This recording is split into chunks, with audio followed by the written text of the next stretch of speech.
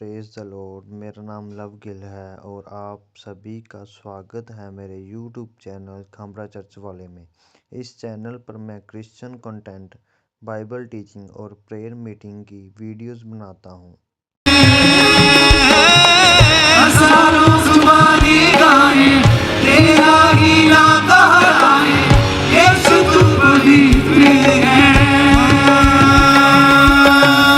ऊंच नीच का ना कोई वजूद तेरे राज में ऊंच नीच का ना कोई वजूद तेरे राज में हर किसी का है स्वागत यहाँ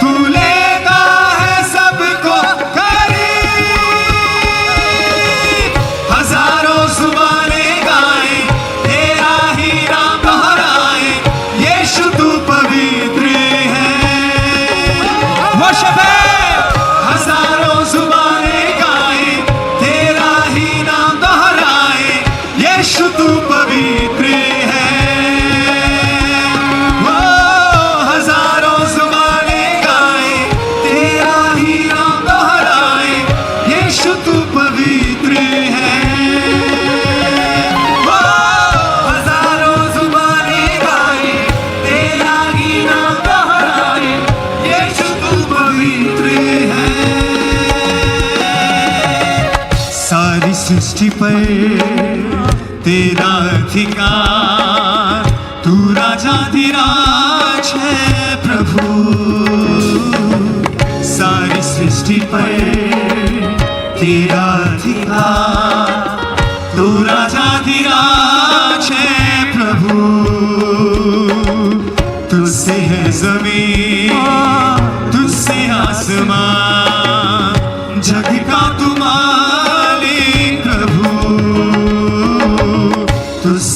जमीन, तुझसे आसमान, जग का तू मालिक। तो आप रांची झारखंड, आज आप ब्लेस्ड हैं यीशु मसीह के सामर्थी नाम में। अपनी स्क्रीन की ओर देखें तो रांची झारखंड में परमेश्वर के दास जो हैं वो अभी हमारे बीच में आ रहे हैं। तो आप वेलकम करें तालियों के साथ, परमेश्वर का थैंक्स करते हुए, परमेश्वर की महिमा करते हुए। और बहुत ही खूबसूरत रीति के साथ बहुत सारे प्रभु के दास जो आज यहाँ पे मौजूद हैं और रांची झारखंड के जो स्टाइल में, यहाँ के ट्रेडिशन के हिसाब से तो प्रभु के दास का वो वेलकम कर रहे हैं। तो बहुत ही ये आज एक अनॉइंटेड मोमेंट है, एक खुशी का पल है झारखंड के लिए, लोगों के लिए।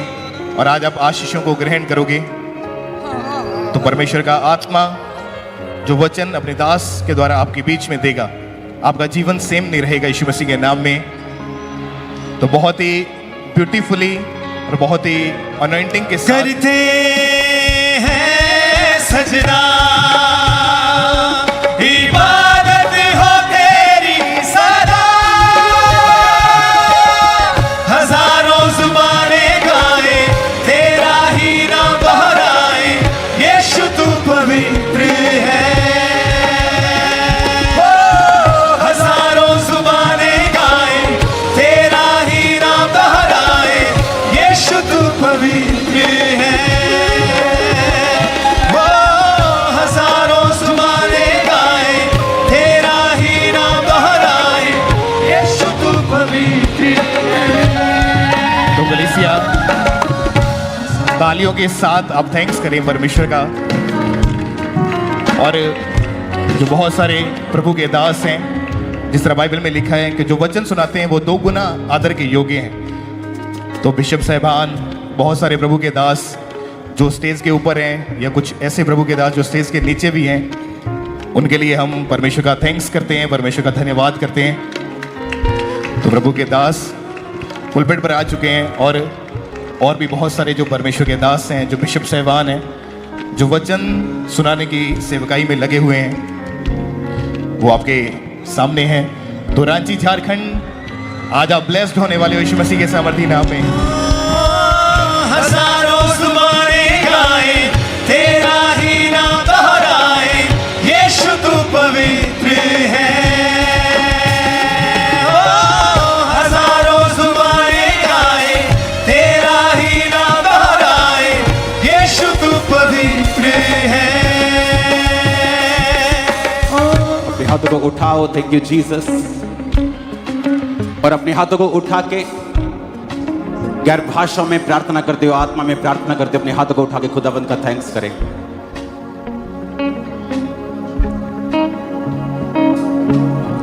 हजारों जुबानें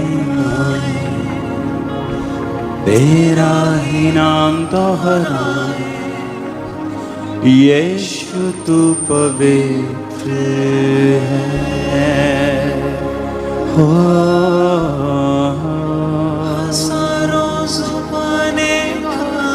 तेरा ही नाम दोहराए, यीशु तू पवित्र है। हजारों जुबानें गाए तेरा ही नाम दोहराए, यीशु तू पवित्र है। ऊंच नीच का खुदावन, आज तेरे ही नाम को महिमा मिले, तेरा ही नाम यहां ऊंचा हो। खुदावन, तू ही इज्जत और जलाल के काबिल है। खुदावन, तेरा नाम झारखंड में, तेरा नाम भारत देश में, तेरा नाम दुनिया में महान माना जाए। खुदावन, ऊंचा हो, तेरे नाम को इज्जत मिले। खुदावन,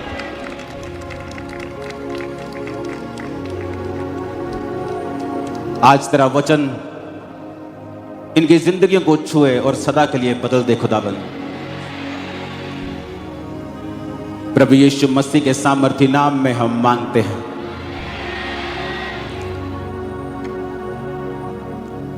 धन्यवाद झारखंड, धन्यवाद, बहुत बहुत धन्यवाद। मैं हमेशा बचता रहता हूं, जब पंजाब में क्रूसेड्स होते हैं तो मैं डायरेक्ट स्टेज पे आ जाता हूं और बचता रहता हूं वेलकम से। लेकिन यहां पर जो आपके लोगों का प्यार मैंने देखा है, मुझे लग ही नहीं रहा कि मैं अपने घर से कहीं बाहर हूं। मुझे बिल्कुल नहीं लग रहा,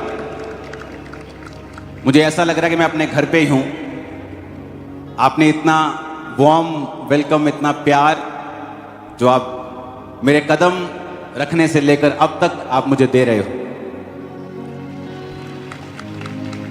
तो आपने मुझे कर्ज दे दिया है।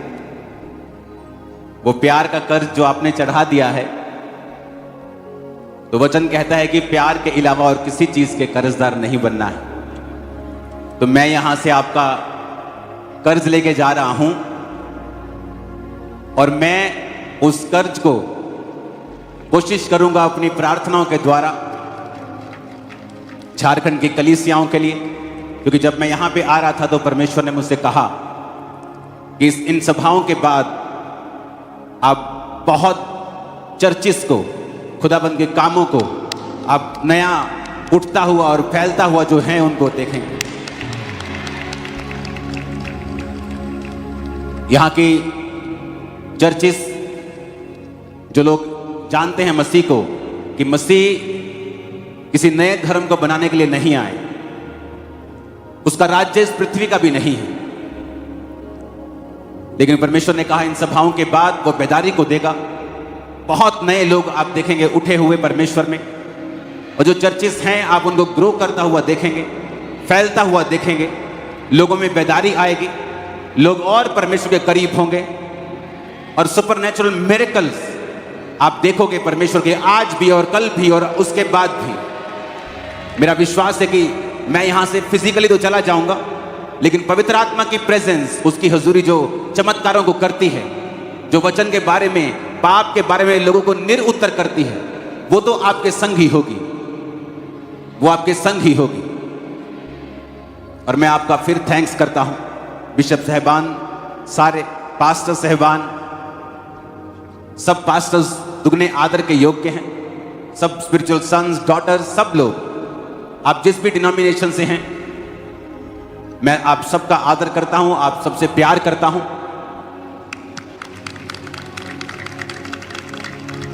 और मेरा विश्वास है कि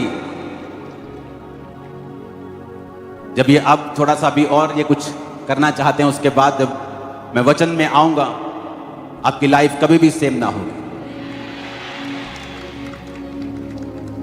अपनी बाइबल को उठा के कहो, आज जो कुछ मैं सुनूंगा, वायदा करता हूं मैं उसका प्रचार करूंगा, मानूंगा उस वचन को।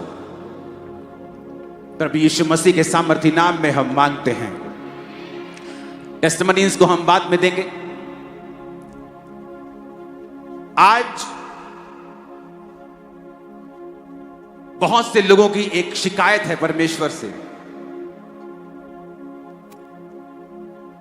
डाउट है,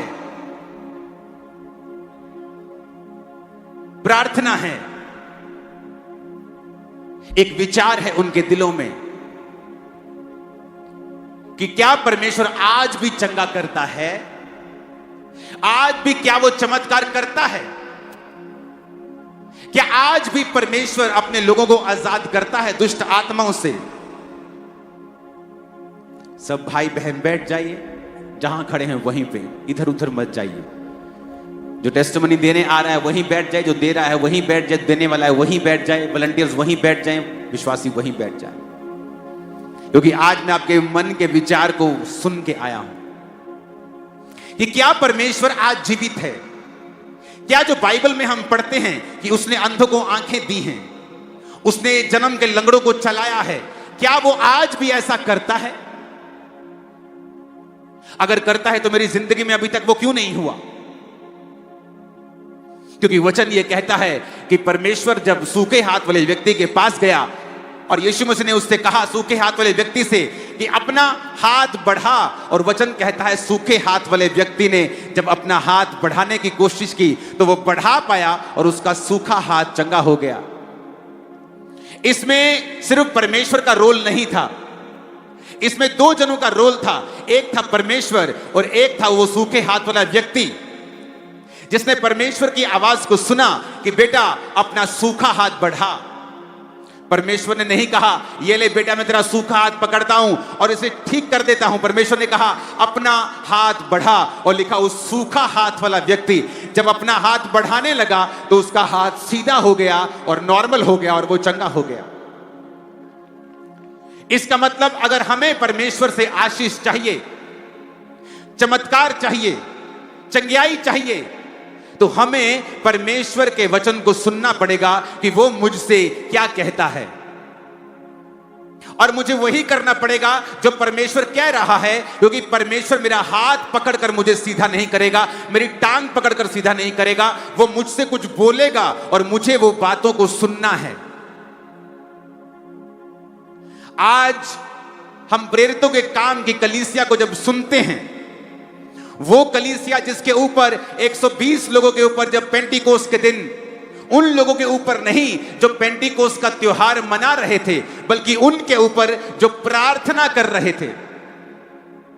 और वचन कहता है पवित्र आत्मा उतर आया और वो गैर भाषाएं बोलने लगे, और परमेश्वर का आत्मा उन पर उतरा, और ये प्रतिज्ञा पूरी हुई कि मैं तुम पर अपनी आत्मा को उंडेलूंगा और अपनी आत्मा से तुमको भरूंगा, तुम्हारे बेटे बेटियां भविष्यवाणी करेंगी। और जब बाइबल कहती है वो लोग आत्मा से भरे, प्रेरित आत्मा से भरे, और फिर वो चमत्कार होने लगे, चंगाइयां होने लगी। वचन कहता है जब हम प्रेरितों के काम उसका 2 अध्याय उसकी 42-43 आयत,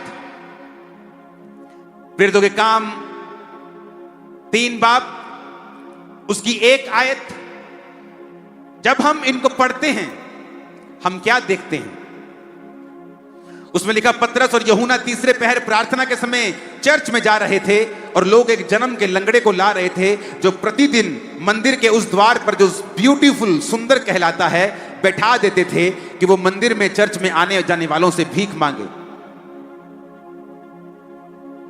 यहां पर हम देखते हैं प्रेरितों के कामों में, इस पुस्तक में जिसकी शुरुआत तो है पर इस पुस्तक का कहीं भी अंत नहीं मिलता है, क्योंकि परमेश्वर नहीं चाहता था कि प्रेरितों के काम की पुस्तक का अंत हो, क्योंकि वचन कहता है वो आज भी चाहता है प्रेरितों के कामों की पुस्तक, वो लंगड़ों का चलना, वो अंधों का देखना, वो मुर्दों का जिलाना, वो आज भी हमारे जमाने में हो।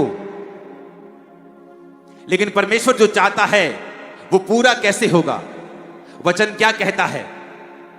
वचन कहता है कि उस जमाने में प्रेरितों के काम की कलीसिया में लंगड़े चलते थे, लेकिन उस लंगड़े को वो ऐसे उठा के, ऐसे क्रिपल लंगड़े को उस ब्यूटीफुल गेट के द्वार के पास बिठा देते थे और फिर वो आने वाले जाने वालों से भीख मांगता था।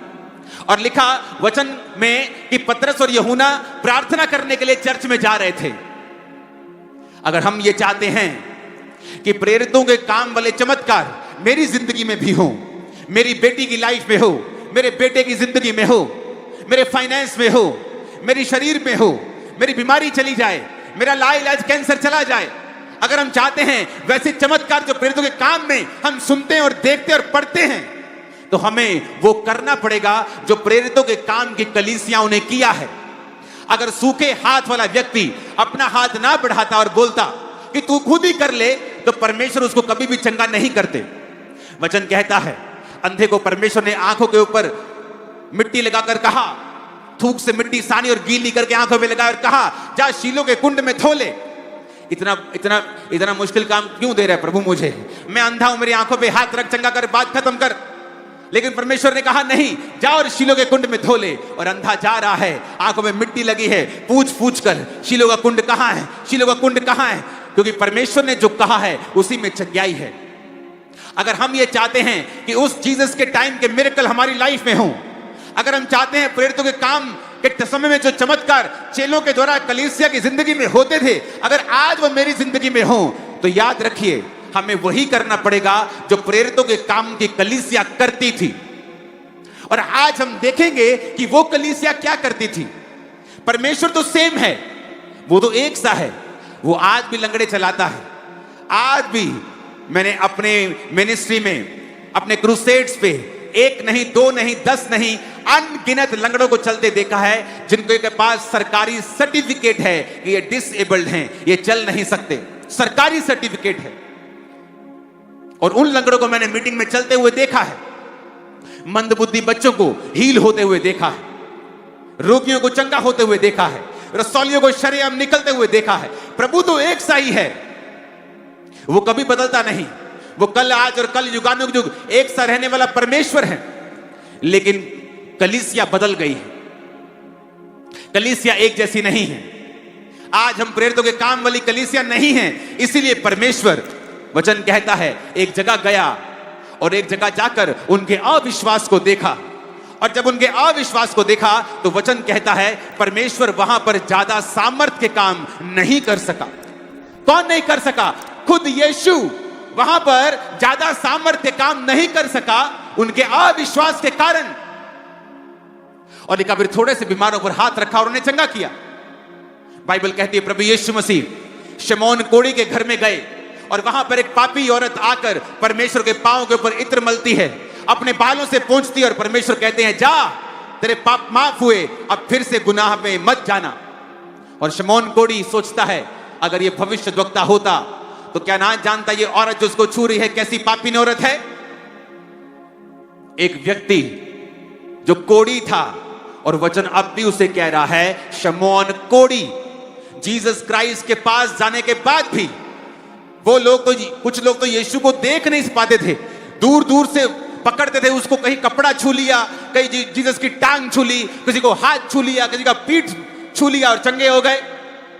लेकिन उस व्यक्ति के पास तो यीशु मसीह चलकर उसके घर में आते हैं, और फिर भी वो कोढ़ी का कोढ़ी रहता है। वचन भी उसे यही कहता है शमौन कोढ़ी।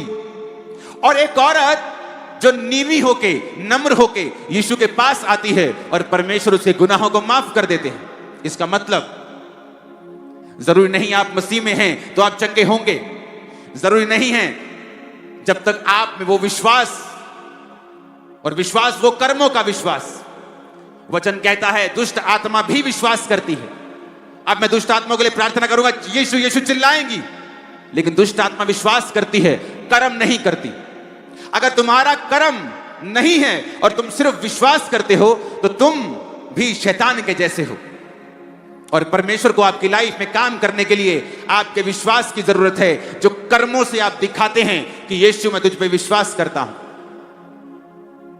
अब हम अगर चाहते हैं प्रेरितों के काम वाले चमत्कार हमारी जिंदगी में भी हो, वो काम जो प्रेरित करते थे, कलीसिया देखती थी, अपनी जिंदगी में उसे ग्रहण करती थी, मेरी जिंदगी में भी हो,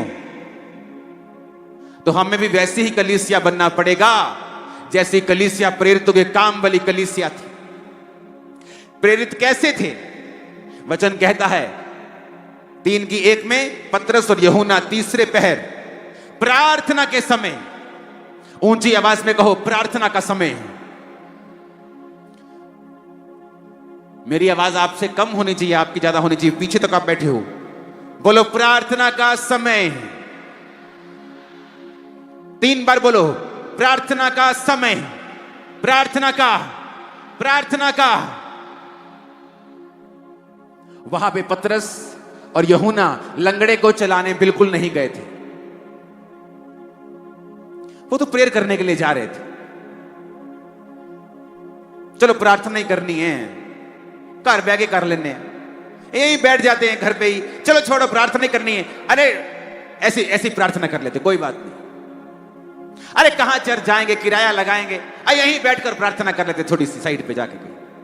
हमारी जिंदगियों में प्रार्थना का महत्व कम हो गया है, इसलिए हमारी जिंदगियों में परमेश्वर के चमत्कार कम हो गए, क्योंकि वो उसी तरह से आपको रिस्पॉन्स करता है जिस तरह का रिस्पॉन्स आपका है, जिस तरह का स्वभाव आपका है, उसी तरह से परमेश्वर आपकी लाइफ में काम करता है। आज मैं आपको दिखाऊंगा, वचन कहता है जब शाऊल कलीसिया को सताता था और उस पर परमेश्वर की मार आई और वो रास्ते में अंधा हुआ, तो वचन कहता है वो 3 दिन तक, प्रेरितों के काम 9 उसकी 8, तब शाऊल भूमि पर से उठा, उसने आंखें खोली तो कुछ दिखाई नहीं दिया। वे उसका हाथ पकड़ के उसके दमिश्क में ले गए और 3 दिन तक वो ना देख सका, ना खाया ना पिया। दमिश्क में हनन्याह नामक एक चेला था, उससे प्रभु ने दर्शन में कहा, हे हनन्याह। उसने कहा हाँ प्रभु। प्रभु ने उससे कहा उठकर उस गली में जा जो सीधी कहलाती है, और यहूदा के घर में शाऊल नामक एक तरसुस वासी को पूछ, क्योंकि देख वो प्रार्थना कर रहा है। क्योंकि शाऊल जो था वो यहूदी था और वो प्रार्थना की पावर को जानता था, वो प्रार्थना की शक्ति को जानता था। और वचन कहता है जब वो बैठकर प्रार्थना कर रहा था, उपवास सहित प्रार्थना कर रहा था, तो परमेश्वर को हिलना पड़ा और परमेश्वर ने अपने चेले से कहा, हे हनन्याह उठ, जो सीधी गली कहलाती है उस गली में जा, जो सीधी कहलाती है, स्ट्रीट जा और उस गली में जाके पूछ एक तरसुस वासी, क्योंकि देख, अपने पड़ोसी को बोलो देख वो प्रार्थना कर रहा है। पतरस और यूहन्ना तीसरे पहर मंदिर में, चर्च में जा रहे हैं, किस लिए? प्रार्थना करने के लिए, और रास्ते में उनको लंगड़ा मिलता है और वो उसको चला देते हैं। प्रार्थना का महत्व, प्रार्थना की इंपॉर्टेंस कितनी है आपकी जिंदगी में? क्या मायने रखती है प्रार्थना का जीवन आपकी लाइफ में? पूरी प्रेरितों के काम की कलीसिया पढ़ो, पूरा प्रेरितों के काम क्या क्या हुआ। जहां जहां प्रार्थना हुई है वहां वहां परमेश्वर ने मूव किया है। जहां जहां प्रेयर हुई है परमेश्वर ने वहां पे शिरकत की है। जहां जहां प्रार्थना हुई है परमेश्वर ने वहां वहां अपने दर्शन दिए हैं। जहां जहां प्रार्थना हुई है वहां वहां परमेश्वर ने लोगों को चंगा किया है। और जिन्होंने सिर्फ विश किया है, काश मैं चंगा हो जाता, काश परमेश्वर मुझे चंगा कर दे, काश मैं भी अमीर होता, काश मेरी जिंदगी में यह दुख ना होता।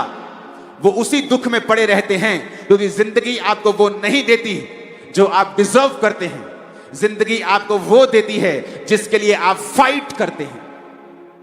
और वचन कहता है, परमेश्वर ने कहा हनन्या तुझे जाना होगा।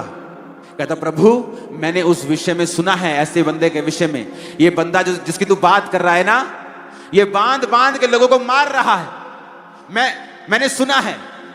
जीसस ने कहा जा, ये मेरी ओर से ठहराया गया है क्योंकि वो अब मेरा प्रचारक बनेगा। और वचन कहता है वो गया और उस पर हाथ रखा, आंखों से छिलके गिरे और वो देखने लगा।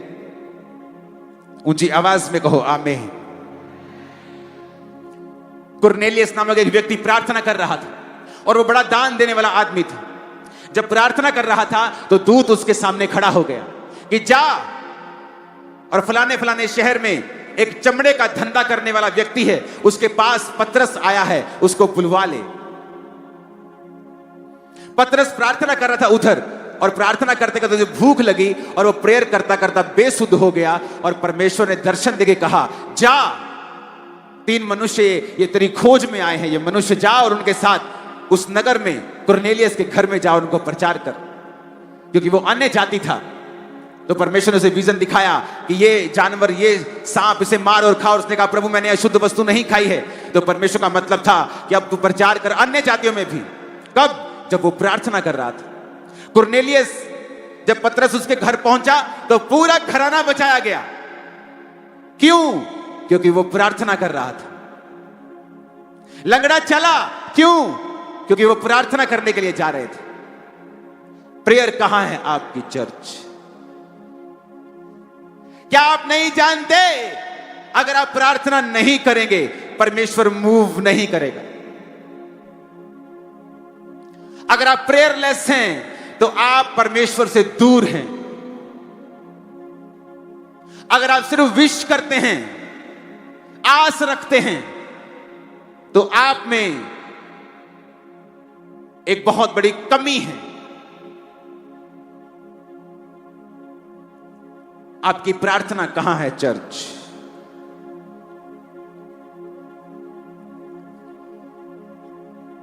वो जो बोले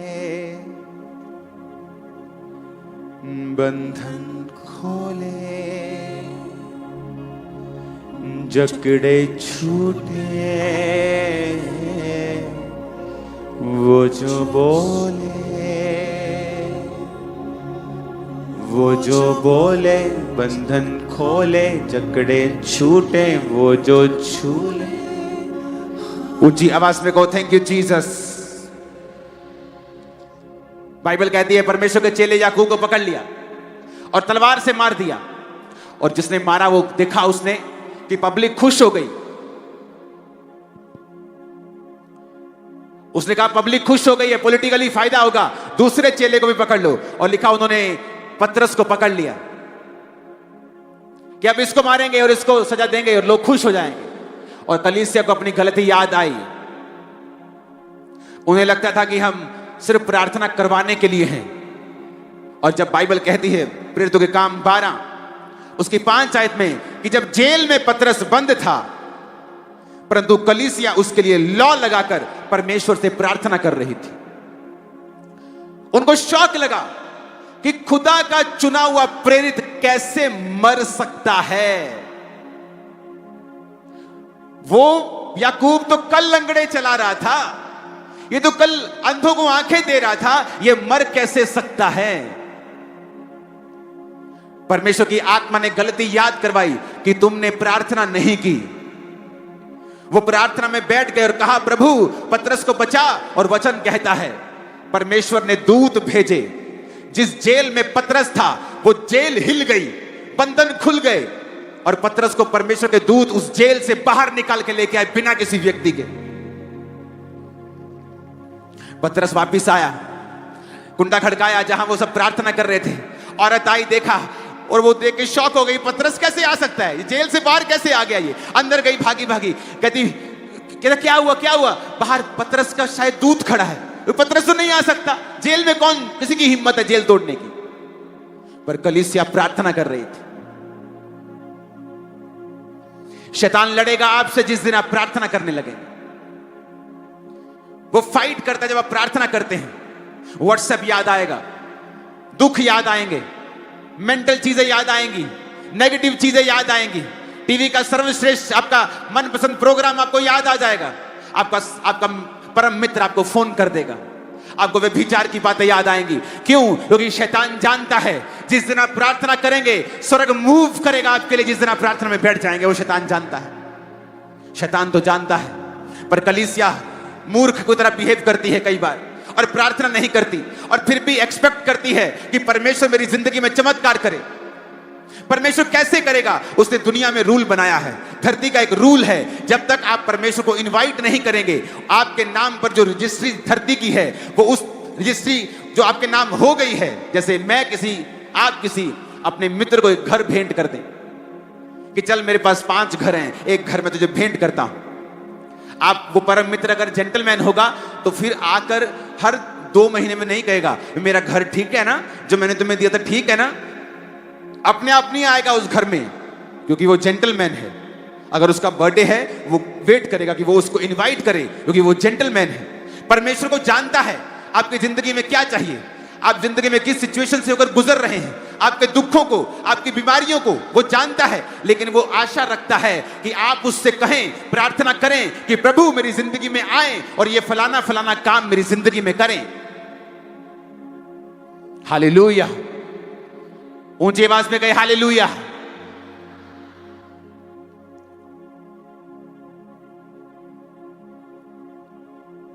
क्योंकि आप जहां उसको इनवाइट करेंगे वो आएगा। पौलुस बाइबल कहती है प्रार्थना करने के लिए शहर के बाहर जा रहा था और वहां पर एक औरत उसको मिलती है जो बड़ी धनी थी, प्रभावशाली, और वो बड़े ध्यान से वचन सुनती है और अपना जिंदगी प्रभु को दे देती है और उसका घराना भी बचाया जाता है। आज किन सेवकाइयों के द्वारा रूहें बच रही हैं? वो नहीं जो बहुत प्रचार कर रहे हैं, वो जो प्रार्थना कर रहे हैं और प्रचार कर रहे हैं। किन के द्वारा लंगड़े चल रहे हैं? वो नहीं जो लंगड़े चलाना चाहते हैं, वो जो प्रार्थना का महत्व अपनी जिंदगी में रखते हैं, जो प्रेयर करते हैं, वो लंगड़े भी चलाते हैं। कौन सी सेवकाइयां हैं जो रूहें बचा रही हैं बहुत ज्यादा? वो नहीं जो सिर्फ प्रचार कर रही हैं, वो जो प्रेयर कर रही हैं और प्रचार कर रही हैं। कलीसिया कामों को पढ़िए, प्रेरितों के कामों में पढ़िए। जहां जहां प्रार्थना हुई है वहां वहां परमेश्वर ने मूव किया है। जहां जहां प्रार्थना हुई है वहां वहां परमेश्वर ने काम किया है। जिस जिस व्यक्ति ने प्रार्थना को महत्व दिया है, प्रभु ने उसकी जिंदगी में बड़े काम किए हैं। ऊंची आवाज में कहिए हालेलुया।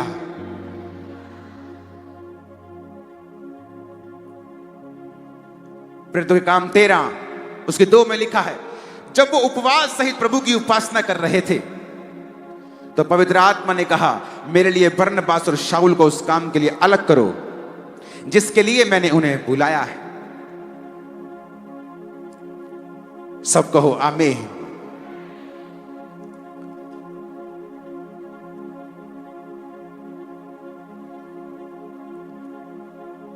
ऊंची आवाज में कहो आमीन। अपने पड़ोसी को बोलिए प्रार्थना कर। फिर से कहिए आमीन। आप प्रेयरलेस हैं, आप क्रिश्चियन हैं, लेकिन प्रार्थना नहीं करते। आप भले आदमी हैं, आपने किसी का कुछ बुरा नहीं किया, लेकिन फिर भी शैतान आपकी लाइफ पर कॉन्टिन्यूस अटैक करता रहेगा। आपकी सेहत को वो चुराएगा, क्योंकि वो काम यही करने आता है। वो चुराता है, घात करता है और नष्ट करता है। और जहां जहां प्रार्थना करेंगे वहां वहां परमेश्वर को देखेंगे। जब जब आप प्रार्थना करेंगे आप परमेश्वर को मूव करता हुआ देखेंगे, अपनी लाइफ में, अपनी सेवकाई में, अपने फाइनेंस में। मेरी चर्च के बिलीवर्स रोज रात को 8 बजे प्रार्थना पहाड़ की प्रार्थना करते हैं 9:30 तक। ये 1.5 घंटा मैंने कहा उनको प्रार्थना करना जरूरी है, ताकि कम से कम 1.5 घंटा तुम्हारा ये परमेश्वर में चला जाए। सुबह उठो 45 मिनट पर्सनल प्रार्थना करो, रात को सोते वक्त बाइबल पढ़ो और छोटी सी प्रार्थना करो। तुम्हारी जिंदगी में प्रार्थना की कमी खत्म हो जाएगी। और जब आपको प्रार्थना करना आ जाएगा, क्योंकि उसके लिए शब्दों की जरूरत नहीं होती। आप अपने बाप के पास जब बैठते हैं तो अच्छे शब्दों के साथ नहीं बैठते कि आज मुझे मम्मा से मिलना है, डैडी से मिलना है, क्या बोलूंगा। आप कभी सोचते हैं क्या? कभी नहीं। आप बैठ जाते हैं, जस्ट बैठ जाते हैं, कोई उधर की बात उधर की बात उधर की बात, बातें शुरू हो जाती। ऐसा ही परमेश्वर आपका प्रेमी पिता है। जब आप उसकी हुजूरी में बैठ जाते हैं, धन्यवाद करते हैं, उसकी प्रेजेंस में रहते हैं, रोज उससे मिलने के लिए आते हैं, रोज प्रार्थना करते हैं, फिर वो देख नहीं पाएगा आप बंधनों में है तो वो तोड़ेगा उसको। बीमारी के बंधन को तोड़ेगा, बांझपन के बंधन को तोड़ेगा, गरीबी के बंधन को तोड़ेगा, श्रापों को तोड़ेगा, बीमारी को तोड़ेगा, गरीबी के श्रापों को तोड़ेगा वो। जब आप मूव करेंगे प्रेयर, प्रभु प्रेरितों के काम वाले मिरेकल तू मेरी लाइफ में क्यों नहीं करता? प्रभु कहता तू प्रेरितों के काम वाली प्रार्थना क्यों नहीं करता? वो चर्च में संडे गोअर्स नहीं थे, सिर्फ संडे चर्च नहीं जाते थे, रोज संगति करते थे, सिर्फ टाइथ नहीं बोते थे, अपना सब कुछ परमेश्वर के पांव में रख देते थे। गरीब नहीं रह गए वो। अगर एक ने घर दे दिया अपना तो परमेश्वर ने उसको दुगना दिया, तिगना दिया। वो ब्लेस भी होते जा रहे थे, प्रार्थना में बढ़ते भी जा रहे थे, और एक एक दिन में 5-5 हजार बपतिस्मा होते थे, क्योंकि वो प्रेरित प्रार्थना करने वाले थे। वो कलीसिया प्रार्थना करने वाली थी। सेवकाई बढ़ गई, मुश्किलें आई, एडमिनिस्ट्रेशन आके बोलता है, ये लोग कंप्लेंट कर रहे हैं कि आप हमारी विधवाओं की सुधि नहीं लेते। उन्होंने कहा हम अगर लंगर खिलाएंगे तो प्रार्थना कौन करेगा? उन्होंने कहा 7 मनुष्य चुन लो जो आत्मा से भरपूर हों, वो लंगर खिलाएंगे, लेकिन हम प्रार्थना और वचन की सेवकाई में लगे रहेंगे। फिर तो को मालूम था अगर हम एडमिनिस्ट्रेशन में बिजी हो गए, सिर्फ लोगों से मिलने में बिजी हो गए, उनकी जरूरतों में बिजी हो गए, तो प्रार्थना अगर खत्म हो गई तो समझो सारी सेवकाई खत्म हो गई।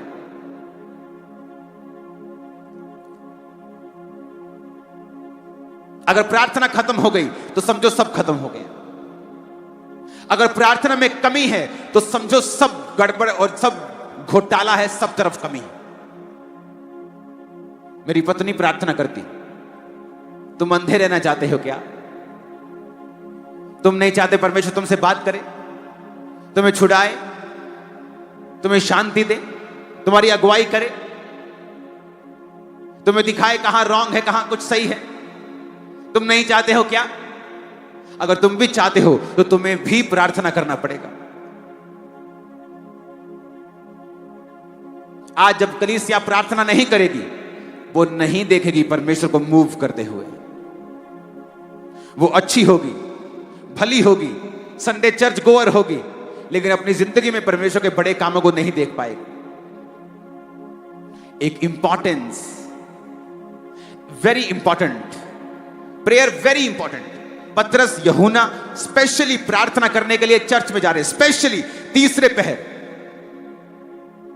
कोई शाम को प्रार्थना करने के लिए स्पेशल शहर के बाहर जा रहा है, स्पेशल प्रार्थना करने के लिए जा रहे हैं। और हमारी प्रार्थना में व्हाट्सएप ऑन रहता है, मोबाइल की घंटी बिना साइलेंट मोड में रहती है। कोई भी आपको कॉल कर सकता है, आप फोन उठाएंगे, कोई भी आपको मैसेज कर सकता है, आप उसका जवाब देंगे। और इधर आप प्रार्थना कर रहे हैं और उधर आपका फोन बज रहा है, आपका टीवी ऑन है, आपकी बाइबल कहती है कि कुंडी लगा के प्रार्थना करना, विदाउट डिस्टर्बेंस, विदाउट डिस्ट्रैक्शन। और परमेश्वर से अपने पिता से गुप्त में प्रार्थना करना। तेरा पिता जो गुप्त में देखा, पब्लिकली तुझे रिवॉर्ड करेगा। तुम्हारे रिश्तेदार तुम्हारे रिवॉर्ड को देखने वाले हैं आज के बाद।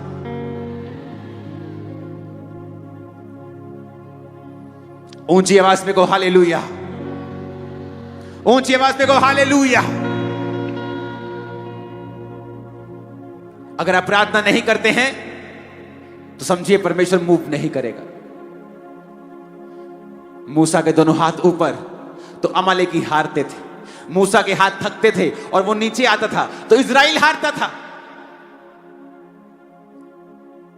आप चाहे चुने हुए हैं, प्रभु ने आपको शैतान के चंगुल से निकाला है, आपने मिरेकल्स देखे हैं, लेकिन अगर ये हाथ नीचे रहेंगे तो हार पक्की है, चाहे हम जितने मर्जी अच्छे क्रिश्चियन और बुलाहट के साथ बुलाए गए क्यों ना हो।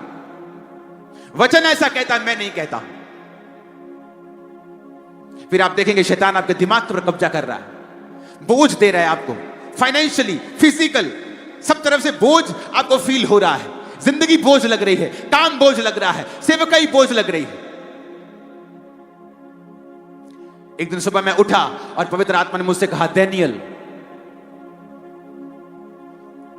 मैं डैनियल नहीं पढ़ रहा था, मैं पुराना नियम नहीं पढ़ रहा था, लेकिन प्रभु का आत्मा मुझसे कहा, जिस तरह डैनियल 3 बार प्रार्थना करने के लिए जाता था मेरे सामने, उसी तरह तू भी करेगा।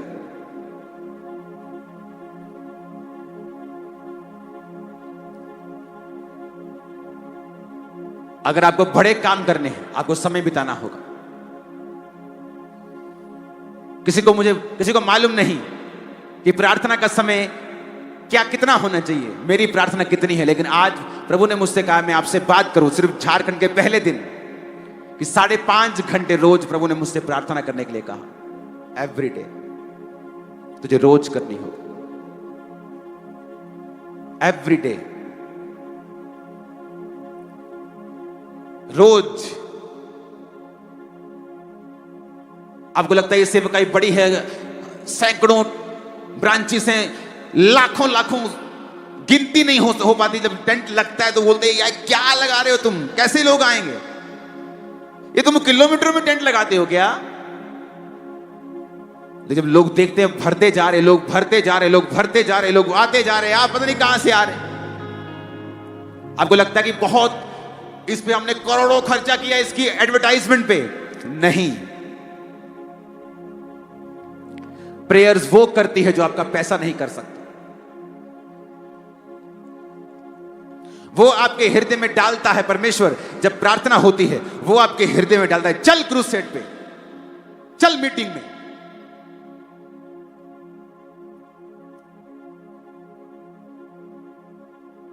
पास्टर्स निराश रहते हैं अपनी कलीसिया से, अपने लोगों से। परमेश्वर आपको तब तक निराश करेगा जब तक आप खुद घुटने नहीं टेक लेते, रोज घंटों घंटों। और वो आपको मेक श्योर करेगा कि आप निराश रहें, लोग आपको निराश करते रहेंगे, कलीसिया टूटती रहेगी, चीजें अच्छी नहीं होंगी, जब तक आप फैसला नहीं करेंगे मुझे प्रार्थना करनी है, घंटों घंटों।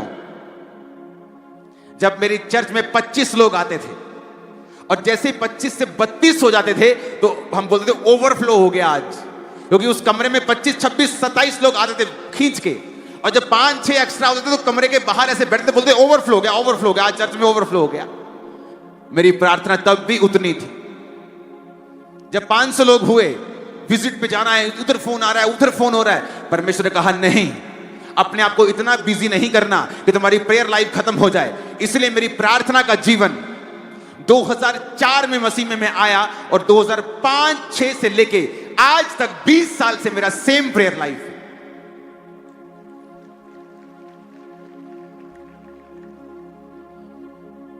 इसलिए सेवकाई, इसकी हजारों सैकड़ों ब्रांचेस, काम, क्रूसेड्स, मीटिंग्स, 7 लाख मेंबर्स, बिना किसी स्ट्रेस के हम चलते हैं। सेवकाई का कोई स्ट्रेस हमारी लाइफ पे नहीं। और लोग पूछते हैं कैसे? Prayers, only prayers, only prayers. कोई बुद्धि नहीं है, कोई ताकत नहीं है, कोई बल नहीं है, सिर्फ प्रार्थना। अपने पिता के सामने बैठ जाओ रोज रोज रोज, और जिंदगी बदलेगी ना, बदलेगी तो बोल देना मेरे को, बदलेगी जिंदगी। जब मेरी जिंदगी में प्रभु ने बड़े काम करने थे, उस समय मेरी प्रार्थना के बाद दिन में 7 घंटे भी होती थी। मेरी टीम को मालूम होता था, मैं आता था ये प्रार्थना करते 3-4 घंटे में खिसकना शुरू होते थे कि मेरा 4 घंटे 3 घंटे हो गया, मैं चला, तू बैठ जा, इशारे करते एक दूसरे को, तू बैठ जा, मैं निकलने वाला हूं, तू हारमोनियम पकड़, मैं निकल रहा हूं, तू पकड़, मैं निकल रहा हूं। और मैं बैठा रहता था रोज, बिना किसी विषय के बैठता था रोज रोज रोज। और एक समय आया, परमेश्वर ने आपके वो बंधन, जो 10 साल से आपको लगता है 1 इंच भी कम नहीं हुए, एक रात चाहिए सिर्फ परमेश्वर को, और अगली सुबह आपकी होगी और टेस्टमनी आपकी होगी, बंधन आपको देखने पर मिलेगा नहीं, नेवर, आप उसे कभी नहीं देखेंगे अपनी लाइफ में। Hallelujah, hallelujah, hallelujah. प्रार्थना, प्रेयर्स, प्रेयर्स, मैं प्रोडक्ट हूं प्रार्थना का, प्रार्थना का प्रोडक्ट हूं मैं। प्रेयर्स, प्रेयर्स, प्रेयर्स, प्रेयर्स, प्रार्थनाएं, प्रार्थनाएं, प्रार्थनाएं, प्रार्थनाएं रोज। जब दुखी था तब भी, बीमार था तब भी, नहीं दिल कर रहा था तब भी, सुखी था तब भी, चर्च बड़ी तब भी, लोग बड़े तब भी, लोगों ने विरोध किया तब भी, हर टाइम प्रार्थना। इसलिए हम रिजल्ट भी वही देख रहे हैं, वही प्रेरितों के काम वाले रिजल्ट हमारी लाइफ में हैं, क्योंकि वो लाइफ स्टाइल भी हमने अपनाया है। आप चाहते हो प्रभु काम करे तो प्रेयर्स, कम से कम 2.5 घंटे एक विश्वासी की प्रार्थना होनी चाहिए, कम से कम एक पास्टर की 4 घंटे प्रार्थना होनी चाहिए, क्योंकि आप तभी लोगों को कुछ दे पाएंगे अगर आपके पास कुछ है तो। मेरा गिलास अगर ओवरफ्लो हो रहा है तो मैं आपको पानी पिला पाऊंगा, अगर मेरा ही आधा है तो मैं आपको पिला नहीं सकता। वो मेरी प्यास बुझाएगा, वो पूरी नहीं बुझाएगा। हालेलुया। मेरी प्रार्थना है आज से आप रोज प्रार्थना में बैठेंगे और खुदाबंद बड़े काम करे। खुदा ने जब मुझे फिर भेजा, अगर भेजा यहां पे, मेरी आशा है वो जल्दी भेजे। आप लोग यहां आकर गवाहियां देंगे कि उस मीटिंग के बाद मेरी प्रेयर लाइफ चेंज हुई। जब मेरी प्रेयर लाइफ चेंज हुई, आज मेरी पूरी जिंदगी बदल चुकी है। आप स्टूडेंट हैं, प्रे करो। Housewife, home maker, prayer. Businessman, prayer. Dawood के जैसा कोई राजा जिसको दिन में 10 चीजें करनी है, 10 लोगों से मिलना है, पूरा राज्य संभालना है, और वो कहता है मैं दिन में 7 बार तेरी स्तुति करता हूं। आत्मिक चीजों को पीछे करके हम आगे नहीं बढ़ पाएंगे। आज के बाद घर में जाइए, अपने समय को बांटिए। अगर आप प्रार्थना पहाड़ के साथ नहीं जुड़े हैं तो अपनी प्रार्थना को किसी भी समय अलग कर लीजिए कि ये टाइम मैं प्रार्थना करूंगा, करूंगी। एक पवित्र समय साइड पे रख दीजिए। रोज खुदा से बात कीजिए, रोज उससे मिलिए, रोज उसके साथ बैठकर वर्शिप कीजिए उसकी। मैं आपको दावा करता हूं आपकी जिंदगी आज रात के बाद कभी सेम ना होगी। आमीन। ऊंचाई आशीष हमारी है चर्च। मैंने कहा आमीन। ऊंचाई आशीष हमारी है चर्च। अपने हाथों को उठा लीजिए। उम्मीद करता हूँ ये मैसेज आपके लिए आशीष और शांति लेकर आया होगा। अगर ये वीडियो आपको अच्छा लगा हो तो चैनल को सब्सक्राइब करें और इस मैसेज को दूसरों तक ज़रूर पहुँचाएँ। God bless you all.